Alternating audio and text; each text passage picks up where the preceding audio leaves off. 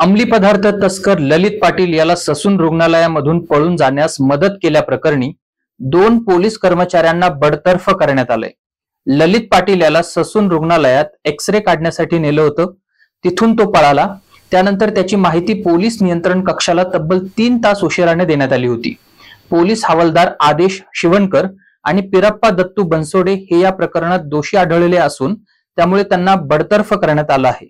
तसे आदेश पोलीस आयुक्त अमितेश कुमार यांनी दिले आहेत। या प्रकरणात ससून रुग्णालयामधील कर्मचारी आणि पोलीस कर्मचाऱ्यांसह 15 जणांवर दोषारोप पत्र दाखल करण्यात आलं आहे। गुन्हे शाखेने तब्बल 3150 पानांचं आरोपपत्र न्यायालयात दाखल केलंय। चरोली येथील स्थानिक नागरिकांच्या सतर्कतेमुळे 70 शाळकरी मुलांचा जीव वाचला।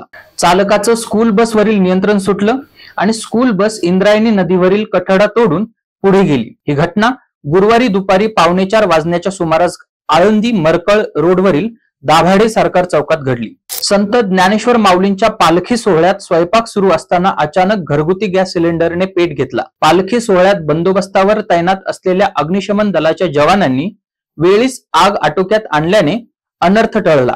सासवड जेजुरी रस्त्यावर वाळुंज फाटा येथे आज सकाळी 10च्या सुमारास हा प्रकार घडला। राज्य शासनाच्या कर्मचाऱ्यांइतकेच वेतन एसटी कर्मचाऱ्यांना देखील मिळावे या मागणीसाठी आज एसटी कर्मचाऱ्यांच्या युनियन्सनी पुण्यात पत्रकार परिषद घेतली। येत्या 9 आणि 10 जुलैला मुंबईमधील आझाद मैदानावर एसटी कर्मचारी आंदोलन करणार आहेत। यावेळी शासनाने त्यांना पाचारण करून वेतनवाढीची घोषणा करावी। तसेच जर ही मागणी पूर्ण झाली नाही तर 9 ऑगस्ट पासून राज्यभरात मोठं आंदोलन उभं करू असा इशारा एसटी कर्मचारी संघटनेचे अध्यक्ष संदीप शिंदे यांनी दिला।